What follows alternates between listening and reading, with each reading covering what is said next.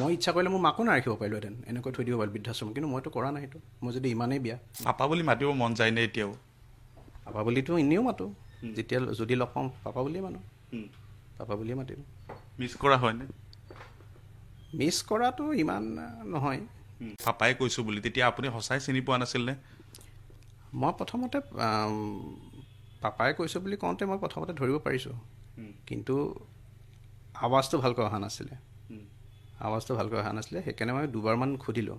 মই মাক কৈছিলোঁ, তই ভাবিছা তই ব্ৰতত এইবিলাক, কাৰণ তোৰ বয়সো পাৰ্মিট নকৰে, এতিয়া 75 হ'ল মায়ে কৈছে বোলে না মই বোলে ব্ৰতটো ৰাখিম বোলে।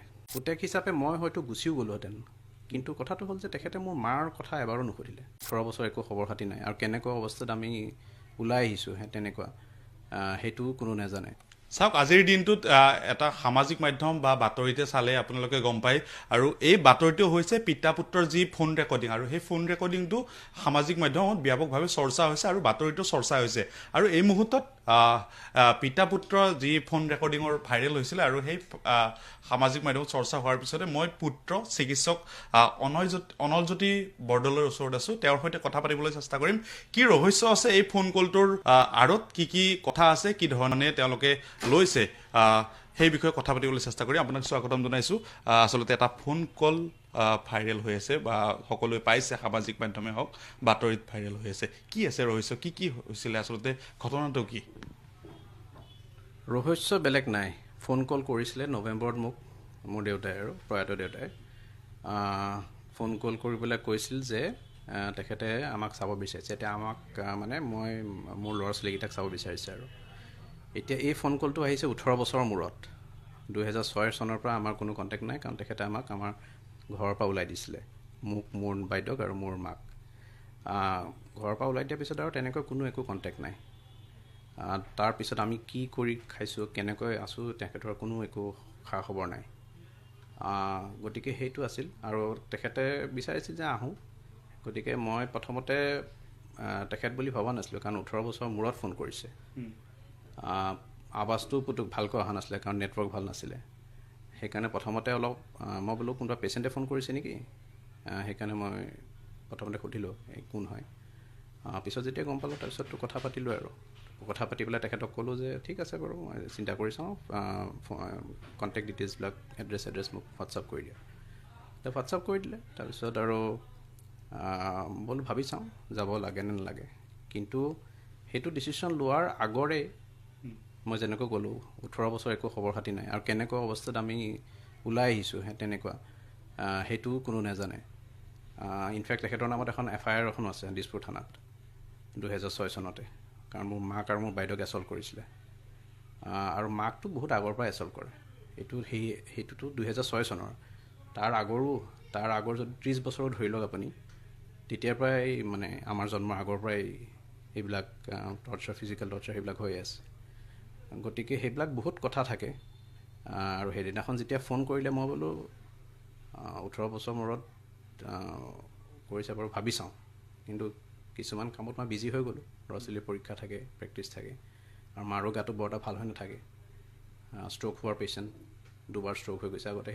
সেইবিলাক অৱস্থাতে একেলগে থাকোঁতে ষ্ট্ৰ'ক হৈছে, আৰু তেখেতক ICUত এডমিট কৰিব লগা হৈছিল। ICUতটো এডমিট কৰিছোঁ, কিন্তু তেতিয়া তেখেতে খবৰ ল'ব অহা নাছিলে। মোৰ মা যেতিয়া ICUত এডমিট হৈ আছিলে ষ্ট্ৰ'ক হৈ পেলাই। গতিকে তেনেকুৱা বহুত কাহিনী আছে। গতিকে পুতেক হিচাপে মই হয়তো গুচিও গ'লোহেঁতেন, কিন্তু কথাটো হ'ল যে তেখেতে মোৰ মাৰ কথা এবাৰো নুসুধিলে, মোৰ মা কেনেকৈ আছে। আৰু তেখেতে যদি এবাৰো ক'লেহেঁতেন যে সেইটো সুধিলে, তেতিয়াও হয়তো মই কিবা এটা ডিচিশ্যন ল'লোহেঁতেন, লগালগ ল'লোহেঁতেন। কিন্তু কথাটো হ'ল যে ইয়াত মোৰ মাৰ জড়িত হৈ আছে। ইয়াত অকল মোৰ কথা নহয়। মই ইচ্ছা কৰিলে মোৰ মাকো নাৰাখিব পাৰিলোহেঁতেন, এনেকৈ থৈ দিব পাৰিলোঁ বৃদ্ধাশ্ৰম, কিন্তু মইতো কৰা নাই সেইটো। মই যদি ইমানেই বিয়া, আপোনালোকে ঘৰত আহি পেলাই চাই ল'ব পাৰে, ওচৰ চুবুৰীয়া সুধি ল'ব পাৰে মাক কেনেকৈ ৰাখিছোঁ আমি। নাতি পুতিৰ লগত ধুনীয়াকৈ খেলি মেলি আছে। যেতিয়া কিবা হয়, সৰু সুৰা কিবা হ'লেই লগালগ গোটেইখিনি কেয়াৰ পায় মায়ে। ময়ো আছোঁ, বাইদেউ একেটা ফ্লেটতে থাকে, মানে বেলেগ বেলেগৰ এপাৰ্টমেণ্ট। গতিকে সেইটোও কৰিব পাৰিলোহেঁতেন মই যদি ইমানেই বেয়া হয়। কিন্তু অকল তেওঁকে কিয় হ'ল? আৰু তেওঁতো আমি কৰা নাই, তেখেতে নিজে আঁতৰি গৈছে, ইনফেক্ট আমাক আঁতৰাই দিছে।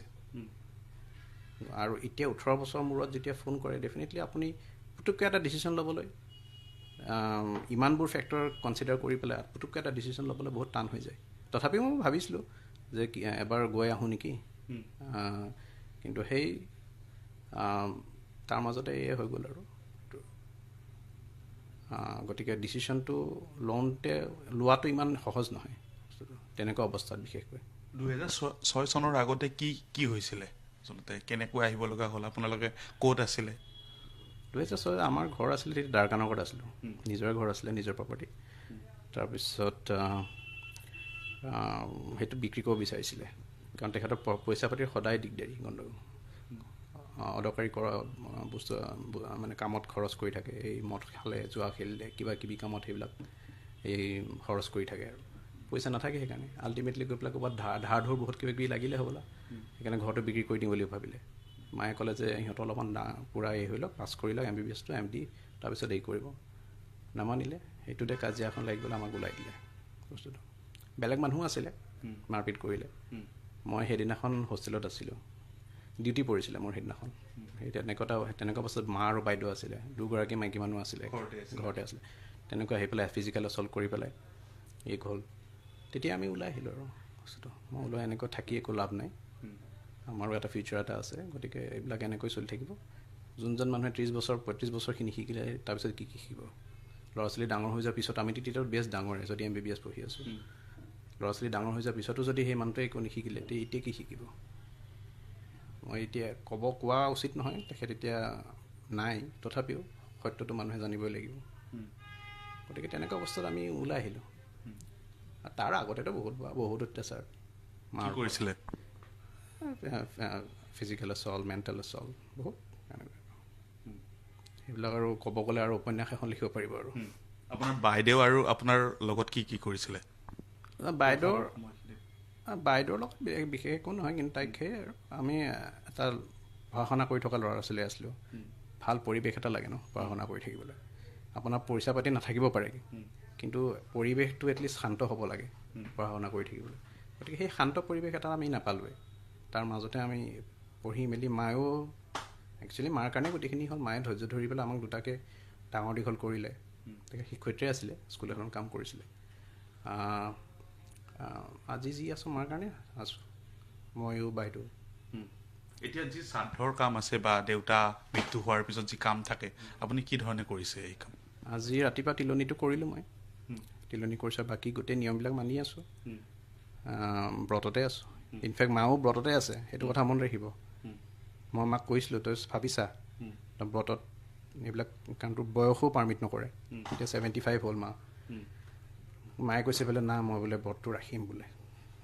গতিকে সেইটো এটা কথা চিন্তা কৰি চাব। মানে মই দৰ্শকক কৈছোঁ, যোনগৰাকী মানুহক আজিলৈকে একো এটা সন্মান দি নাপালে, সেইগৰাকী মানুহেও ইমানবোৰ হোৱাৰ পিছতো ব্ৰতত ৰাখিছে, গোটেইখিনি নিয়ম পালন কৰি আছে। গতিকে সেয়াই আৰু, বাকী যিখিনি আছে কৰিম। ইয়াতে কৰিব, গুৱাহাটীতে কৰিব? গুৱাহাটীতে কৰিম। যোৰহাটত নাযায় নেকি? যোৰহাটত যাবলৈ কোনো নাইও, আগৰ বৰদেউতাহঁত চব ঢুকালেই। আছে কোনোবা সম্বন্ধীয় মানুহ আছে, কিন্তু ইমান বছৰটো কণ্টেক্টেই নাই। এই দুদিনৰ আগতে ফোন কৰিছিলে, ঢুকালে জনাবলৈ আৰু বস্তুটো, কিন্তু কণ্টেক্টটো একো নাই। বহুতে চৰ্চা কৰিছে বা পুত্ৰৰ কাৰণে এনেকুৱা হ'ল, পুত্ৰক পঢ়াই শুনাই এনেকুৱা কৰিছিলে, তেনেকুৱাভাৱে তেওঁলোকে নিগেটিভভাৱে লৈছে বহুতে। মইতো ক'লোৱেই ইতিমধ্যে যে পইচা পাতিৰ আমাৰ খুবেই টান নাছিলে, আৰু মা শিক্ষয়িত্ৰী আছিল কাৰণেহে প্লাছ পিছলৈ গৈ পেলাই আমি এই স্কলাৰশ্বিপ পালোঁ, সেইবিলাকৰ কাৰণে আমি কিবা কৰি পেলাই এইটো ষ্টেজ পাইছোঁ। বাকীটো তেখেতৰ সেয়াই আছিল, আৰু বাকী নিজৰ দুনিয়াতে থাকে আৰু তেখেত। দেউতালৈ মনত পৰিছিল নে 2006 চনৰ পৰা এতিয়ালৈকে, যেতিয়া ফোন কল নাহিছিলে? তেনেকৈ মনত নপৰে। কেইদিনমানৰ সেইটো ঘটনা হোৱাৰ কেইদিনমানৰলৈকে মনত পৰি আছিল, কিন্তু মনত পৰিলে মানে ভালভাৱে নাহে মনত পৰিলেও, কাৰণ যোনে ফেচ কৰিছে সিহে জানে বস্তু এইবিলাক। মাজত ফোন হোৱা নাছিল নেকি? নাই, একো ফোন কল নাই। ফোন নম্বৰ নাছিলে নেকি? ফোন নম্বৰ নাই। চেষ্টাও কৰা হোৱা নাছিল তেখেতৰো ফোন কৰা নাই। কোন খবৰ লৈছিলে নে? নাই, কেতিয়াও লোৱা নাই। আৰু কিবা যদি ফোন কল কৰিছিলোঁ আনন'ন নাম্বাৰ কেতিয়াবা পিক আপ নকৰোঁ, তেনেকৈ থাকি যাব পাৰে নাজানো, কিন্তু ফোন আমি তেনেকৈ পোৱা নাই। মেছেজ দেউতাৰ নাম্বাৰটো আছিলে আপোনাৰ তাত? নাই, দেউতাৰ নাম্বাৰ নাছিলে, দেউতাৰ নাম্বাৰ নাছিলে। আৰু মেছেজো এতিয়াতো হোৱাটছআপৰ জামানা আহি গ'ল, হোৱাটছআপো একো কৰা নাই, মানে যোগাযোগ হোৱা নাছিলে মাজতে? হোৱা নাছিলে। চিঠিৰ যোগেৰে? চিঠি মাজতে আহিছিলে ছেপ্টেম্বৰ মাহত, ছেপ্টেম্বৰ এই যোৱা বছৰ 2024। চিঠি এখন মোৰ ইয়াতে পেলাই থৈ গৈছে, এইটো চেম্বাৰতে ৰেজিষ্টাৰ লেটাৰ এখন আছিলে, ৰেজিষ্টাৰ্ড পোষ্ট, আৰু একেখন লেটাৰ বাইদেউ পাইছিলে আৰু এটা কপি। তেখেতে অভিযোগ কৰিছে যে আমি দুয়োটা তেখেতৰ সন্তান নহয়, সেইকাৰণে তেখেতৰ নাম লৈ পেলাই আমি আমাৰ ডকুমেণ্টছবিলাক ওলাই আছোঁ, আধাৰ কাৰ্ড এইবিলাক, কিন্তু সেইকাৰণে আমি প্ৰমাণ কৰিব লাগিব যে তেখেতৰ আমি ল'ৰা ছোৱালী হয়, আৰু সেইকাৰণে যি ডকুমেণ্টছ কিবা যদি প্ৰডিউচ কৰিব পাৰে কৰক, নহ'লে বোলে ফাদিল কৰি দিব বোলে, তেনেকুৱা এটা চিঠি এখন দিছে আৰু মানে তেনেকৈ। আমি একো ৰেচপণ্ড নকৰিলোঁ তেতিয়া, ৰেচপণ্ড নকৰি পেলাই সেইটো তাতে থাকি গ'ল আৰু। কিন্তু তেতিয়া তেখেতে কৈছে যে তেখেত দেউতা নহয় আমাৰ, আৰু সেইদিনাখন ফোন কৰিছে যে আমি যাব লাগে, মনত পৰিছে। গতিকে দুটা কণ্ট্ৰাডিক্টৰী কথাও কয়। দেউতাটো হয় সেইটো মোক চবেই জানে, কিন্তু চিঠিটো লিখি পঠায় যে আমি তেখেতৰ ল'ৰা ছোৱালী নহয়, সেইবিলাক ইমান বছৰৰ মূৰত, সেইটো এটা কথা। আৰু এটা কথা, এই ফোন কল যি কৰাও হৈছে সেইবিলাক এতিয়াতো তেখেত নাই, সেইবিলাক ফাদিল কৰাৰ উদ্দেশ্য কি? যোনকেইজন মানুহে ফাদিল কৰি আছে কি উদ্দেশ্য? তাহাঁতিতো আমাৰ আগৰ এইবিলাক কথাটো এতিয়াহে ওলাইছে, আগতেতো সেইবিলাক জানিও হয়তো নজনা ভাৱ ধৰিছে বা নাজানে হয়তো। গতিকে সেই তেনেকৈ আৰু নিউজ চেনেলবিলাকেও ক'ব বিচাৰিছোঁ যে পুতুককৈ কিবা এটা নিউজ যাতে প্ৰচাৰ কৰি নিদিয়ে দুইফালে নজনাকৈ। মাৰ সৈতে বিবাহ বিচ্ছেদ হৈছিলে নেকি, কিবা তেনেকুৱা কথা? ডাইভৰ্চ কেতিয়াও হোৱা নাই, কেতিয়াও হোৱা নাই। দেউতাই নিজে পঠাই দিছিলে আপোনালোকক? নিজে পঠাই দিছিলে, এইটো 2006ৰ ঘটনা। এতিয়া মাতৃয়ে কি ক'ব বিচাৰে, আপোনাৰ মায়ে কি ভাবে এই ঘটনাটোক লৈ? মায়ে কি ভাবিব আৰু, মাৰ আৰু তেখেতক লৈ পেলাইতো মাৰ আৰু একোৱেই নাই, যি আছোঁ আমি দুটাই আৰু আমাৰ ভালটোৱে তেখেতে বিচাৰে আৰু সেয়াই আৰু। মা আছে এতিয়া, ভালে আছে, বয়স হৈছে আৰু আমাৰ লগতে আছে। দেউতাৰ ফটো আছে এতিয়াও আপোনাৰ তাত?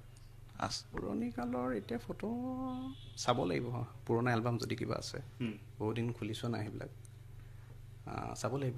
এতিয়াতো নাই, চাব লাগিব। কেতিয়াবা আপোনাৰ সন্তানে সোধে নেকি ককাৰ কথা বা আপোনাৰ পিতৃৰ কথা সোধে নেকি? এতিয়ালৈকে তাহাঁতি তেনেকৈ সুধি পোৱা নাই, ইমান ডাঙৰো হোৱা নাই অৱশ্যে সেইটো সুধিবলৈ, গতিকে সেইটো পৰ্যায় পোৱা নাই এতিয়ালৈকে। আপোনাৰ এই ঘটনাক লৈ অকণমান হ'লেও আৱেগ বা কিবা বেয়া লাগেনে আপোনাৰ? যেতিয়া খবৰ পাইছিলোঁ তেতিয়া অলপমান ডেফিনেটলি বেয়াটো লাগিবই, কিন্তু ইমান দিন নোহোৱাকৈ থাকিলে অলপমান এটাচমেণ্টটো নোহোৱা হৈ যায়তো মানুহে বেয়া কিয় লাগে যেতিয়া এটাচমেণ্টটো নোহোৱা হৈ যায় বা কিবা কমিউনিকেশ্যন থাকে, কথা বতৰা পাতি থাকিলে বেলেগ কথা আছিল, কথা বতৰাটো নাই, গতিকে অলপমানতো বেয়া লাগিব ডেফিনেটলি, সেইটো আৰু নেচাৰেলি আহিয়ে যায়। কিন্তু আগৰ কথাবিলাক যেতিয়া চিন্তা কৰোঁ তেতিয়া সেইটো বস্তুটো মানে নিউট্ৰেলাইজ হৈ যায় বস্তুটো। আপুনি যেতিয়া ফোন কলটো কৰিছিলে তেতিয়া পাপাই কৈছোঁ বুলি, তেতিয়া আপুনি সঁচাই চিনি পোৱা নাছিলনে? মই প্ৰথমতে পাপাই কৈছোঁ বুলি কওঁতে মই প্ৰথমতে ধৰিব পাৰিছোঁ, কিন্তু আৱাজটো ভালকৈ অহা নাছিলে, সেইকাৰণে মই দুবাৰমান সুধিলোঁ কোনে কৈ আছে বুলি, সেইকাৰণে দুবাৰমান সুধিব লগা হ'ল। পিছত যেতিয়া গম পালোঁ তেতিয়া কথা পাতিছোঁ। এতিয়া ঘৰত খবৰ লোৱা হৈছেনে, কোনে কি কৰিব, ঘৰৰ কাম বা কাৰ্যসূচীসমূহ কিদৰে কৰিব? কোনে খবৰ লোৱা? ঘৰত কাৰোবাক খবৰ লোৱা হৈছেনে? নাই, কোনো খবৰ লোৱা নাই। আপোনাৰ যি ঠাইত পিতৃৰ ঘৰ আছে বা তাত কি ধৰণে কাৰ্যসূচীসমূহ কৰিব? নাই এতিয়া সোধা, কাৰণ আমি আমাৰ ফালৰ পৰা কৰি আছোঁ, যিহেতুকে এইটো নাই জ্বলোৱা হোৱা নাই, ডেড বডিটো যোৰহাট মেডিকেল কলেজত হেৰি কৰি দিলে। গতিকে সেইটো অস্থিৰ কথা আহি নাযায়। সেইটো যিহেতু হিন্দু ধৰ্মৰ মতে আপুনি সাজ পোছাকতো থাকিব লাগে বা তেনেকুৱা ধৰণে আপুনি এই মুহূৰ্ততো নাই বা কিয়? না, আমি বামুণৰ এই মতে কৰিছোঁ। বামুণে আমাক বোলে যিহেতুকে ইমান দিন এই নাছিলেই, আপোনালোকে নিজৰ মতে থাকক, খালি যেতিয়া কৰ্মবিলাক কৰে তেতিয়া সাজ পোছাকত থাকিলে হয় আৰু বস্তুটো। সেইটো বামুণৰ মতে কৰিছোঁ, বামুণক সুধি পেলাই কৰিছোঁ। এনেকৈ থাকিব দিছে। নিজৰ কামবিলাক কৰি থাকক, নিজৰ কামবিলাক কৰি থাকক। আৰু যদি যেনেকৈ আজি ৰাতিপুৱা গৈছোঁ, মই সাজ পোছাকত গৈছোঁ, সাজ পোছাকত গৈ পেলাই মই এই কৰিছোঁ কামবিলাক, বাকী কামবিলাক কৰি থাকক, তেনেকৈ কৈছোঁ। আপোনাক বহুতে কৈছে চিকিৎসক হয় বা দেউতাকৰ কেয়াৰ নোলোৱা, এই ঘটনাত তেওঁলোকক কি ক'ব বিচাৰে? তেখেতসকলে সেইটোৱে কওঁ যে এতিয়া যিহেতুকে আচল কথাটো গম পালে, অলপমান ভাবি চাব কথাটো। পুতুককৈ নিউজ এটা পালে ডিচিশ্যনটো নল'ব।